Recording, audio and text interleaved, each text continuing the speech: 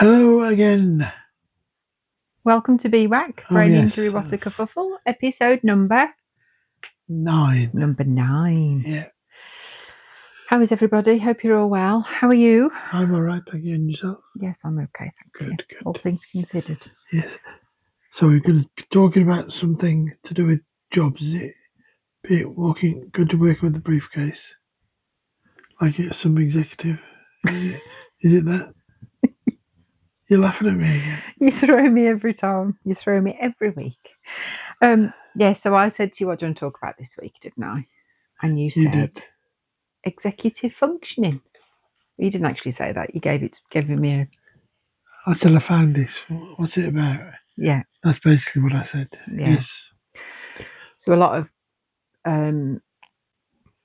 what's the word I'm looking for? Not rehab, but when you're being assessed to be able to do things, I'll be looking at executive functioning.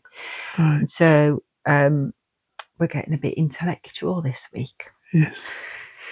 So it is important to me. Yeah. That people know this. Yeah.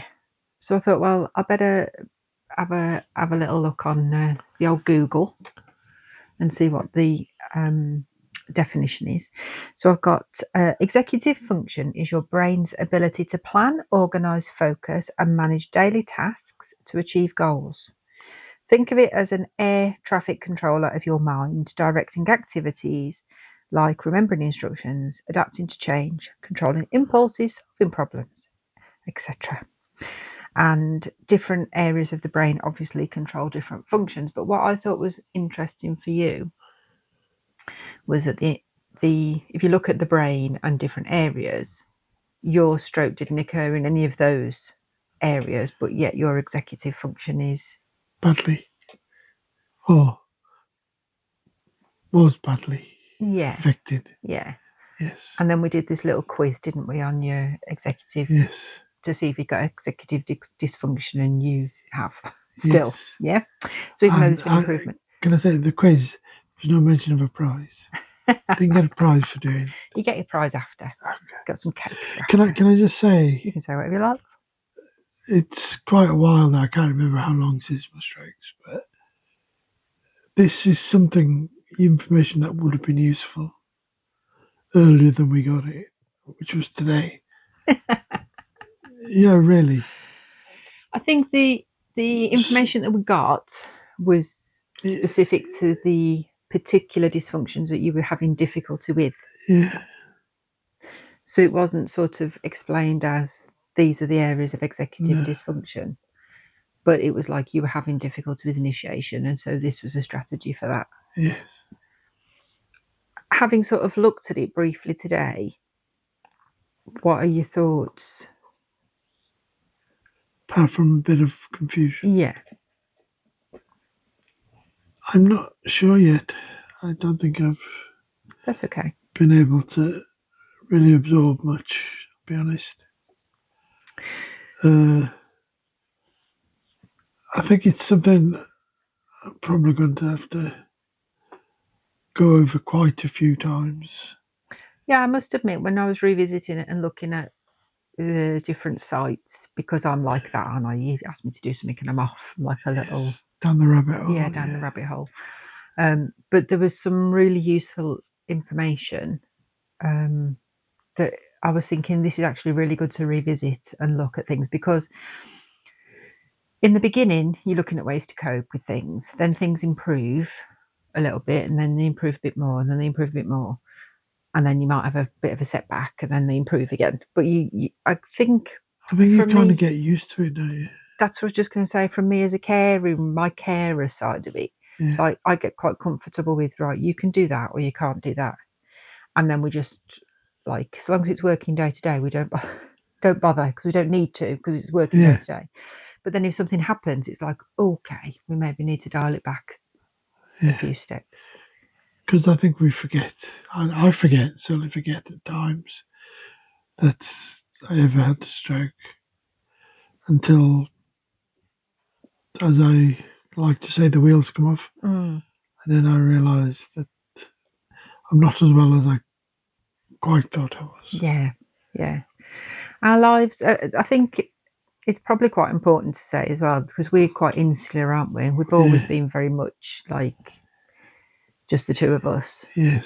We can be social. We like to go out occasionally. Well, I like to go out occasionally. You tag along.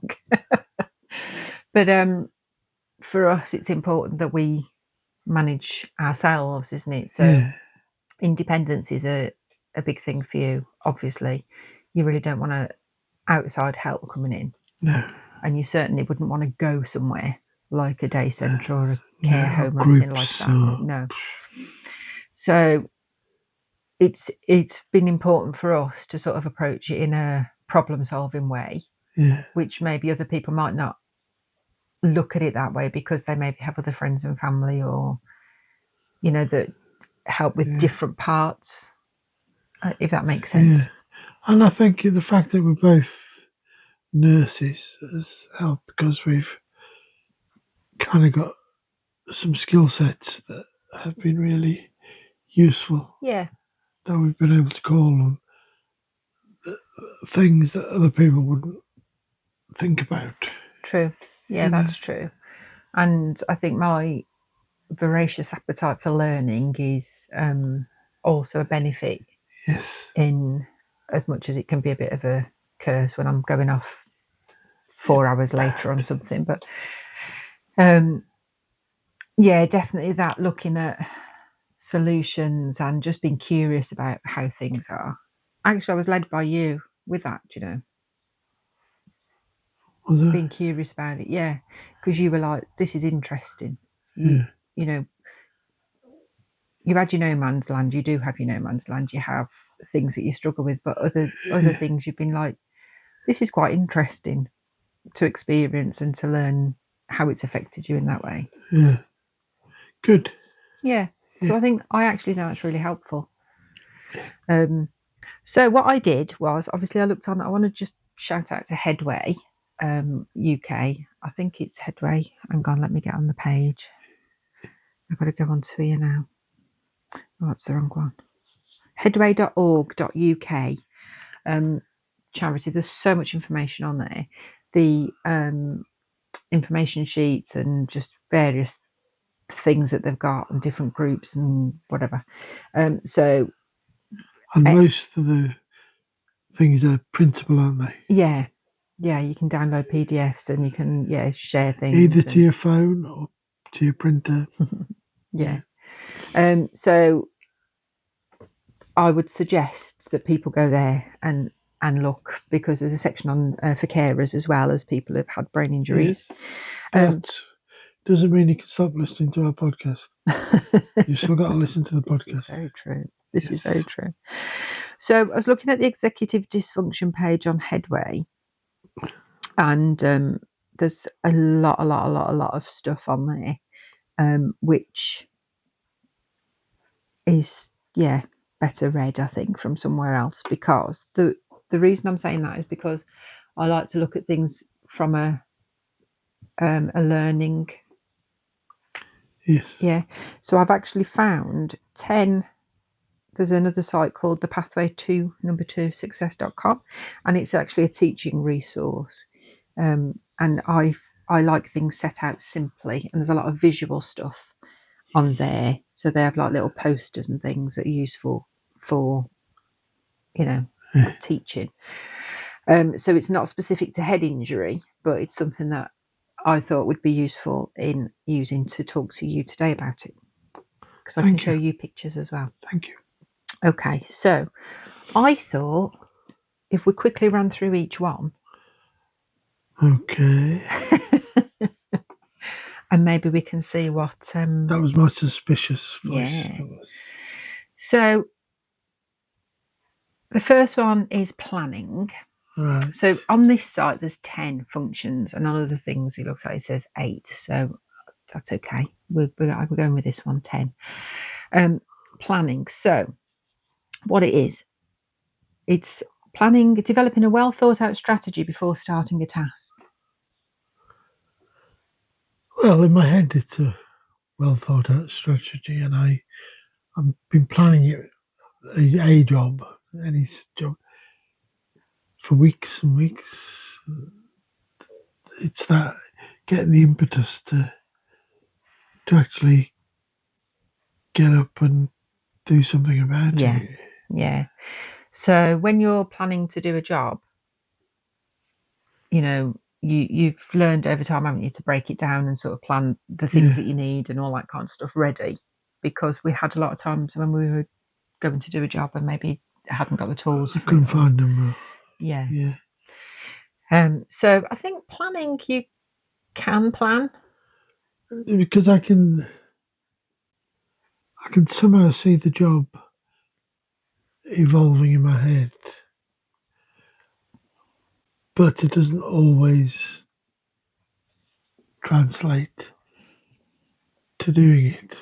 Yeah, and it doesn't actually always fit your capabilities, does it? No, and sometimes I can't explain it to you what I need or what I need to do. So it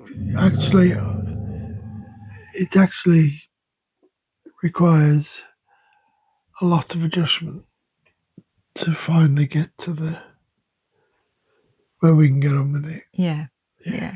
And I think we did used to do, because some of the strategies this is about, so this is around about like education, but start the day writing out your daily schedule, so know what's going to be on that day. So if you're planning to do something, especially if it's something different, that is something that we find useful, isn't it? Yeah. If we're going to be doing something different, we need to write down a list, tick boxes, and sort of plan out and the old whiteboard. Yeah.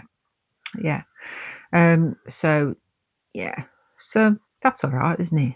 Yeah, we manage that one. Yeah. Right, the next one is organisation, and in this context, it's about keeping plan of things. So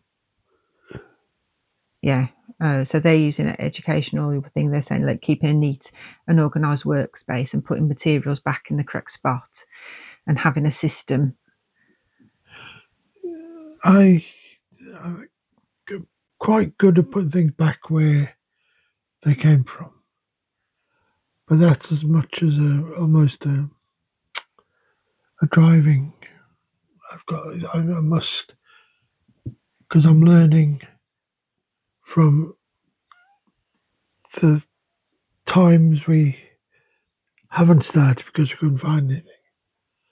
So now that I'm starting to know where things are, I always try and make sure they go back there. And you've said to me before now, you don't like things to change too much because you like to know where things are. Yeah. In relation to. Because once I've got used to putting it in the same spot over and over again, I need that spot to be the spot. Unless I move it to another permanent spot, then I have to relearn that that's the spot for it. Yeah. But it could be quite difficult sometimes. I say to you, my head's getting hot. Yeah. I feel like it's burning up with all the thinking that I do. And sometimes you will say to me that you're going to put something somewhere, that's going to be the home for such and such, and then I'll go there and it's not. You've changed it to something else because for whatever reason that's easier for you to do. But sometimes that can be a bit frustrating because it's like, where the hell? But especially if I can't remember. Not the famous safe space that I put things in a safe place and never see them again. Okay. So that's just something, for people to consider, isn't it, about that it might be important for the person with the brain injury to have a particular organised system and to learn that system, and then for them not to change it, And if they can't manage it, it's not to think they're deliberately hiding things from you. Yeah. It's just the way it is. Yeah. Okay, next one, task initiation. We know about that, don't we? I don't even like the sound of it. So that's being able to start tasks independently. So it's a skill that helps you to get up and going, even if you don't really want to. So we know that you have issues with initiation because that was something that was evident from the beginning. Yeah, I mean, I know I've used the word motivation, but it's not about, because I've got the motivation, I've got the urge, the need, the want, whatever you want to call it, to do something. But it's taking that first teeny step to do it. It's not about fear or failure or anything. It's just about getting going. It's, on the one hand, it's really simple. That's all that it is. But the biggest part of it is doing it. It's I don't know if I'm explaining it properly. Well, it's like sometimes you want to pick something up, and you'll know you want to pick it up, and I can watch it for half an hour. Yeah, or you'll have your hand out ready to pick it up, but it's kind of like waiting for that to connect, isn't it? Yeah, it's so. My brain says, "Do it," and then whichever part of my body has to move, it's kind of tapping its fingers, waiting.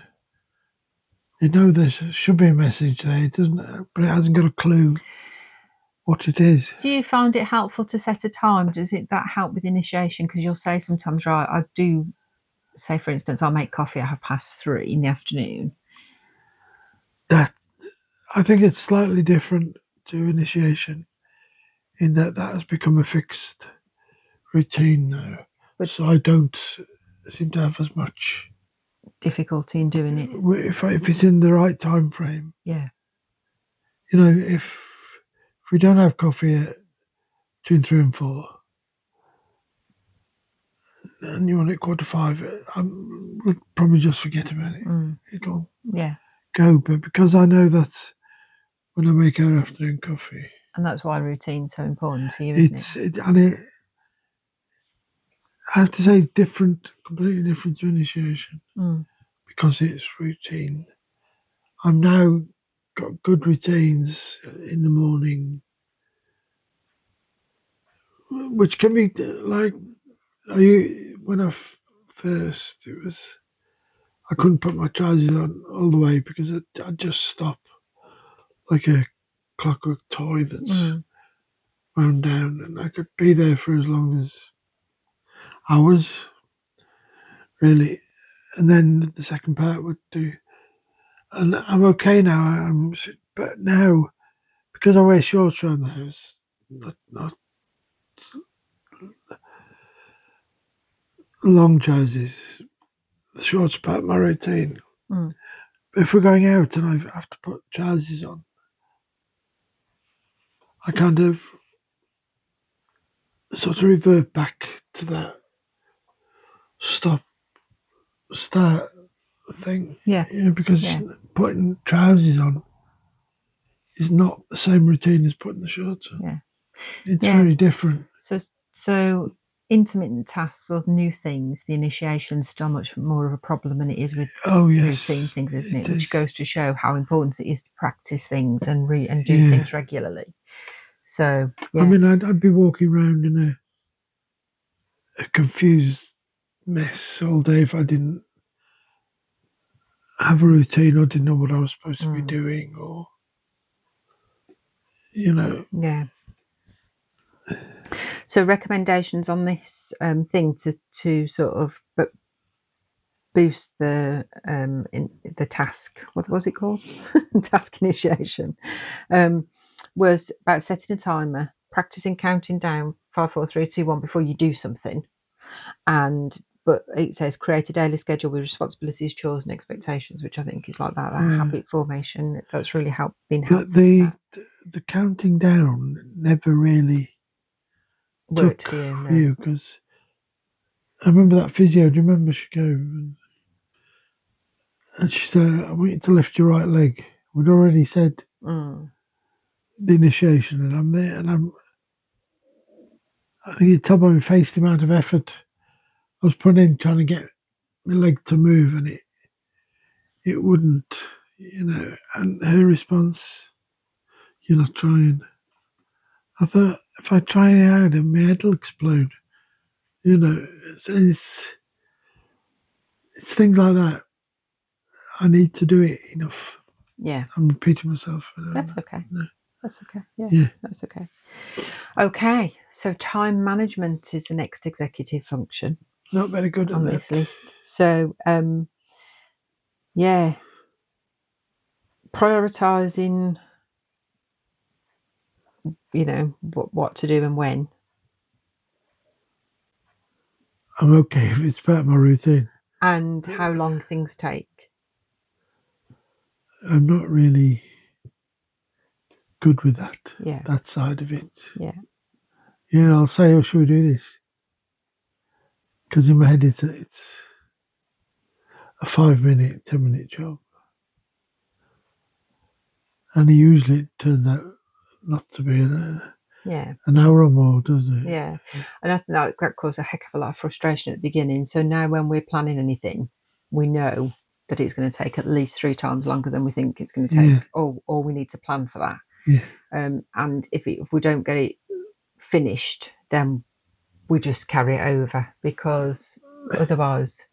And also, some days will be harder than others, because if you're tired, depending on what's happened, you always have fatigue, so we have to factor that in. But if something's happened out of the ordinary, that'll have a knock-on effect, and then that'll have a knock-on effect on any tasks that we're performing. I was going to add, knowing things are going take 3 times longer. We have to build in little rest stops. Yeah. We can't go hard at it for an hour. No. About 20 minutes, then we have to sit down. Probably we rest as much as. And actually, in the time management thing there, I think pacing, talking about pacing, it's incredibly useful, and we both hate the fact that it works, but it does work, doesn't it? So you plan, you do something for 10 minutes, you're setting a timer for 10 minutes. Yes. And then after 10 minutes, you have to stop, and you have to rest for 5 minutes. So we used to use a kitchen timer, didn't we? Yeah. But now the phones come with all sorts of timers. And to be fair, we don't, on things that you do regularly, we don't really need to use the timer that much. No. But also, we had to come up with a pact that if I said to you, stop it now, because your timer might go off and you'd want to carry on, because you'd just get frustrated that you couldn't quite finish that bit of the job or whatever. And my side of the pact was that if I was tired, I had to sit down. Even if I was in the middle of my routine job, if I started feeling tired, I need to go sit down for 5 minutes. I had to pause it and then go back. Yeah. So that's something that's really useful. So I can see you looking at the timer. We're talking about time management, and you're looking at your timer, and you're thinking, we're going to run out of time. Yeah, presumably. We can manage. Well, it doesn't matter. No. If this podcast goes on a little bit longer, no, as long as you're not too tired. No, but what we can do is we can pause anyway and then come back, and we can do an episode 9A. Okay. If necessary. We can split it into 2, yeah? Okay. So, time management, that was pretty much all, I think. Yeah, I think we've got that mostly cracked. Unless we're out, then it becomes a different ball game again. So working memory, that's something we talked about last week, and about being able to retain information while, doing a task and knowing how to do a task. So working memory is a skill that helps us to remember information in our brains while we're working with that information at the same time. So this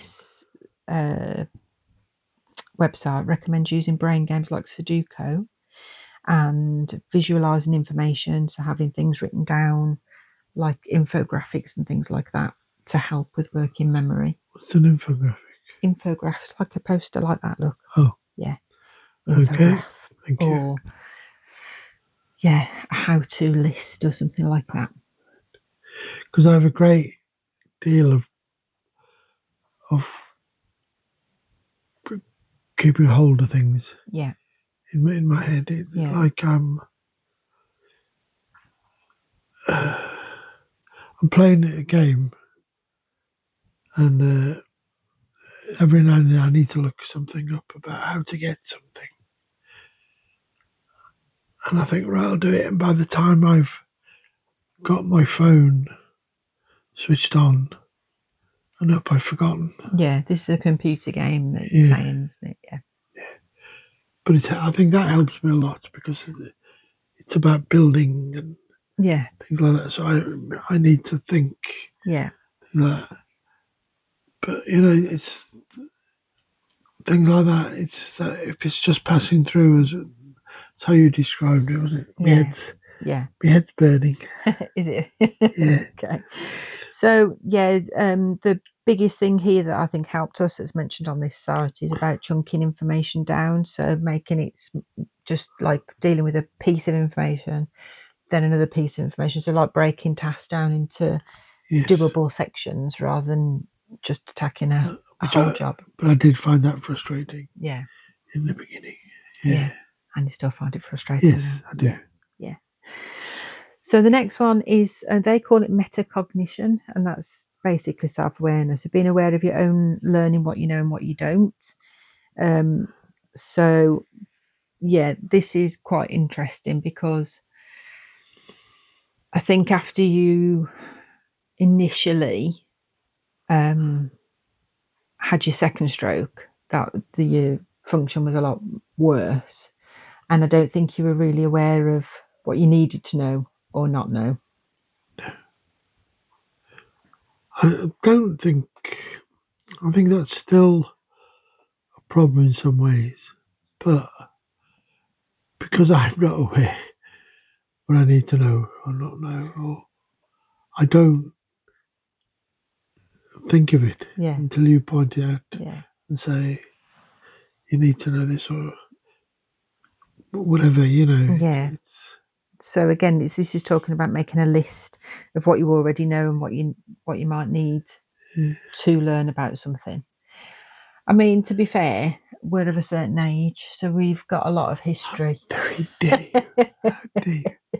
We've got a lot of experience and well-formed habits, really. But like I've said, I was a psychiatric nurse for a long, long time. I can still say it, but I can remember virtually nothing about the skills they used to have. Mm-hmm. It's like someone's gone over it with a cloth. Yeah. And they've just left some smudgy marks of what my career was. And even what I used to know about general stuff, that's been smudged out as well. So that's interesting. Mm. Well, I think it is. Yes, it is. Yeah. It is. I think so much of the energy is taken up with just getting through the day and doing normal things, in inverted commas. And you've got your routine that keeps you on the rails of your day. Yeah. That stuff kind of outside of that is not as important until it becomes important. Yeah. So it's quite interesting. Well, it's very interesting, actually. Yeah. Okay, the next one is self-control. So the ability to regulate your self, thoughts, actions, and emotions. And in people with brain injury, that can be something that's quite difficult for them to. Yes. I mean,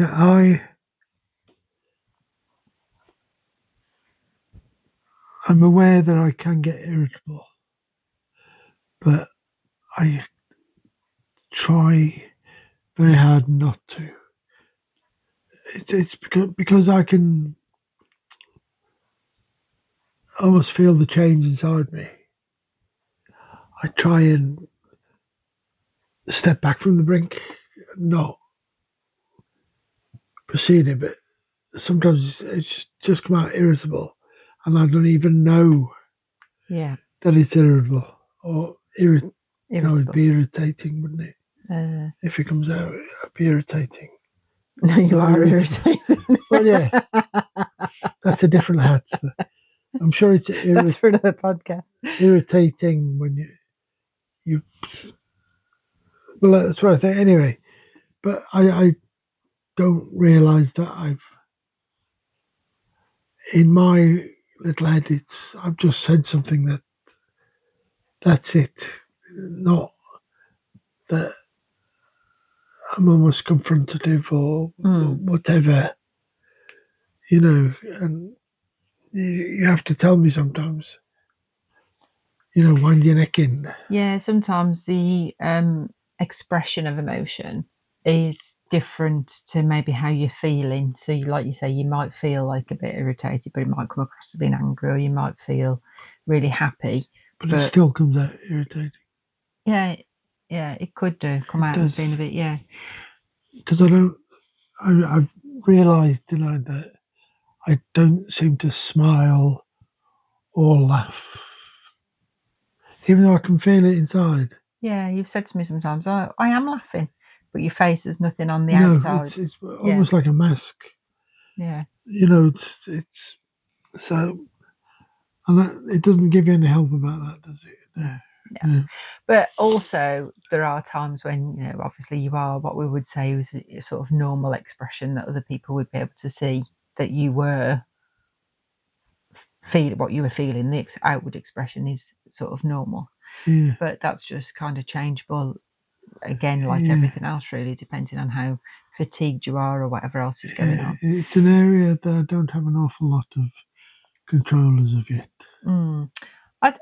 I would say, like, you used to have a lot of issues with going out where there were a lot of people. You really struggled with, conversations. If there was more than two people, like if there were more than two people, like me and you talking together, there was a third or fourth person, you would just lose the plot of the conversation and things like that. It wasn't drift off. Yeah, you just found it really difficult to keep track of what was going on. You felt very confused, and that caused you sort of. I mean, it happens up to a point still when I'm out. Especially around other people. Yeah. And it's really useful because we discussed it, and I didn't realise obviously that you were having those kind of issues, and we sort of discussed it, and then I was able to look out for that then, and then we came up with little strategies, and the suggestion here is like, what should you do scenario. So you could have little words, little looks, little, I don't know, sign languages or whatever, or just say like, it's fine for you just to get up and walk out if you're feeling overwhelmed of something. Or just say I'm tired. Yeah, or you can't go and sit in a certain place because it's too noisy, but you can go and sit in another one. It's just about that kind of self-awareness, isn't it? And just basically paying attention, which is the next one. So attention is being able to focus on a particular person or task for a period of time. So I think that goes in well with the control, because if you're not aware of what's happening or what you're feeling in a certain thing, and that you having to pay more attention to what's going on around you, it's going to be more fatiguing for you. Does that make sense? Yes. Yeah. How do you feel with your attention? I'm pretty good with giving things attention. Not too bad here. I think again, it's things I'm used to doing around the house, whether it's watching telly or listening to an audiobook. I think I'm okay. We have difficulties because my hearing is not so good on one side, and if the cat's scratching at the door or the dogs are grumping at each other, I often don't. No, that's true. I'm not aware, or if there's a background noise on the telly, like a whistle, and the dogs go berserk out. But that's a hearing thing. Yeah. But I think actually that your attention can be opposite to this not being able to focus. I think you will focus on one thing Not to the exclusion yeah. of other. So like when you're washing up, that time when I Yeah. left the pan on, for instance, you were Yeah. washing up and the pan was nearly on fire, Yeah. but you were only focusing on that task because Yeah. I think it takes a lot of energy for you to do that. Yes. So, okay. Do you need a break? No, I can go on. I'm just having a quick scroll. There's only 2 left on this list anyway, so that's okay, which is quite good. So, yeah, about attention, training attention is basically, again, doing little things, breaking it into habits, doing tasks that require you to focus on things, just for people to have a, I don't know what's the word I'm looking for, consideration. For them to consider if they, Yeah. got somebody that they're looking after and need to help. They can look it up, can't they? Yes. My focus is going now. So, okay. The next one's flexibility. So this is being able to adapt to situations, adapt to change, going with the flow when something doesn't go your way, problem solving, figure out a different strategy. And mental flexibility is important because it helps us to manage stress and situations. Yeah, I think the only thing you've said that resonates is in situations. But this is my personal view, that you can drop me into any situation and I'll Blag it. Yeah, but I'll deal with it in my Yeah. own way. Even if I'm not enjoying it, if I'm exhausted, I can get away on the whole with that situation, even if I don't like it. Mm. But it has the downside of fatigue and exhaustion, then, because the amount of effort it will take me to try and be normal. It's just so draining. Yeah. Yeah. Yeah. And you really don't like it if No. things, don't go to plan. No. And it can be as simple as somebody turning up at the door or a phone call or something. You won't answer the phone now anyway, will you? But if somebody turns up at the door Yeah. and you're not expecting anybody, it can throw you off, can't it? Because it all interfere with your Yes. your routines and things. That's when you see Mr. Irritable.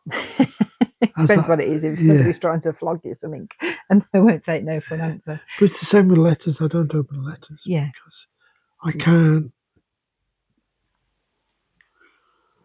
what's the word, cognitively thinking. I can't deal with whatever it may be in the letter, even if it's a check to say, here's your first £1 million. I will never know because I won't be the one that opens the letter. Yeah. I need it. I don't need it in my life. That's what I need. I think it's part of the issue with your reading, though, isn't it, as well? Because you'll read something, and it can scramble your brain a bit, can't it? The actual act of reading. The images and that, the words start to move, and so I don't, basically. Yeah, you don't need to, so that's okay. That's why I don't read books. I listen to audiobooks because it's easier. Yeah. And that kind of flexibility is positive because you can problem solve. We problem solve with, like, you loved reading. Yeah. And that was a massive loss. But then you found audiobooks and apps that can read to you, which is. Yeah, but it's interesting that it didn't occur to either of us for at least a couple of years afterwards, even though they were around. I think we were just too busy dealing with everything else. Yeah. But it was like a eureka moment, wasn't it? Yeah. Because I mean, we touched on we discussed your heart surgery and things, but the rehab after your heart surgery was quite intense. Yeah. It was a long process. You had a few setbacks, and it was a lot harder for you to recover from heart surgery than people that have had heart surgery who hadn't had strokes. No, because they sent me out with anemia and pleural effusion. They refused to give me any Blood. no exercise. They wouldn't let me go to the exercise class because of these things. Well, we got there in the end. We got there in the end. We got there. Yeah. Okay, so the final one, which ties in lovely with that, is perseverance. But of course. So being able to stick with a task and not give up even when it gets challenging. And so this site recommends teaching positive self-talk and using, taking regular breaks, but using like setting yourself up to win, basically, rather than, doing tasks that you can't do. Do the things you can do. And then I still have a bit of problems. Yeah. I have to be told, sit down, stop. Yeah. Because in my head, I can get to the finishing line. Yeah. And even if it's only another half an hour's work, I know in myself that I can do it, but you want to do it. I want to do it, and I feel I need to do it, and I should do it, blah, de, blah, de, blah, all the excuses. Because all I need is a rest. Mm-hmm. Yeah. Really. Yeah.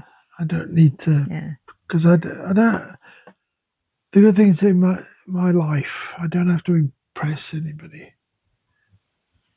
Only you. And I know you're happy for me to rest if that's what I need. Yeah. Yeah. Yeah.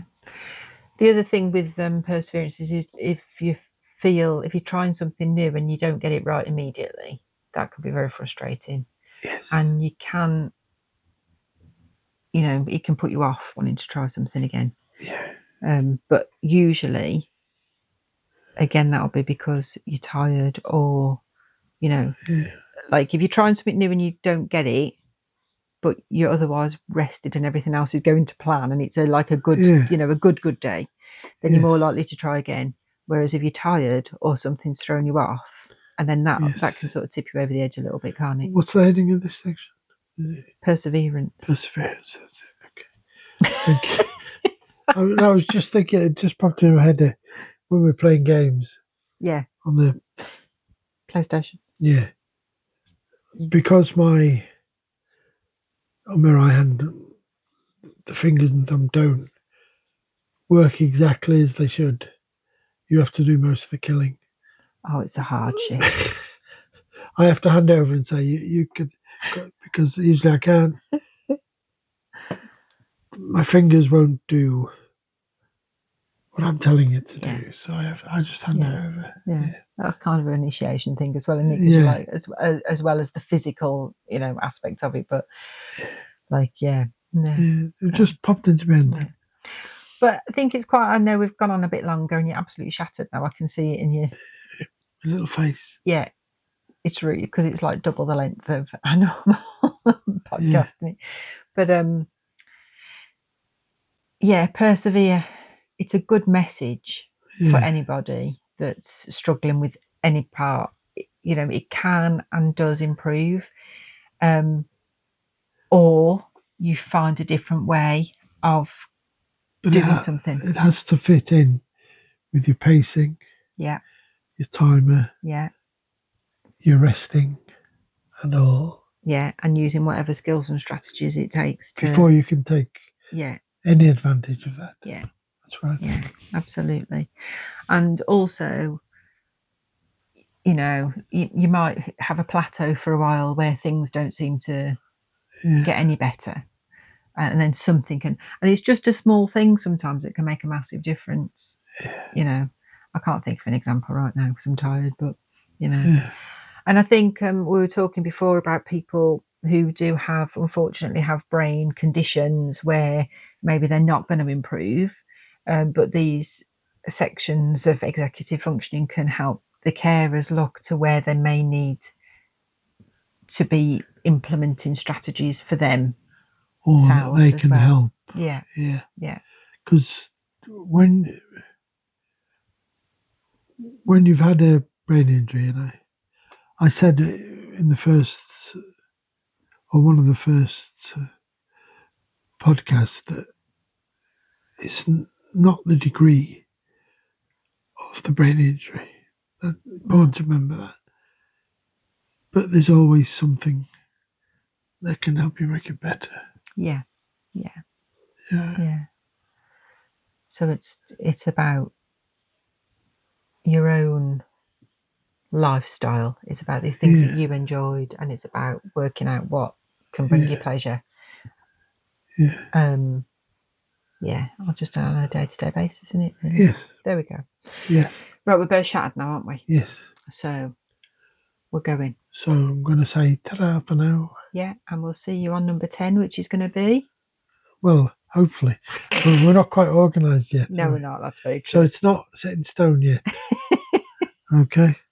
It might just be a video of us waving at you, and then the usual audio podcast. Yes. But we're trying. Yeah. All right, lovelies. Thanks for sticking with us. We know it's a long episode, and we're going to offer some cake. Yes. All right. See you next time. Bye. Bye.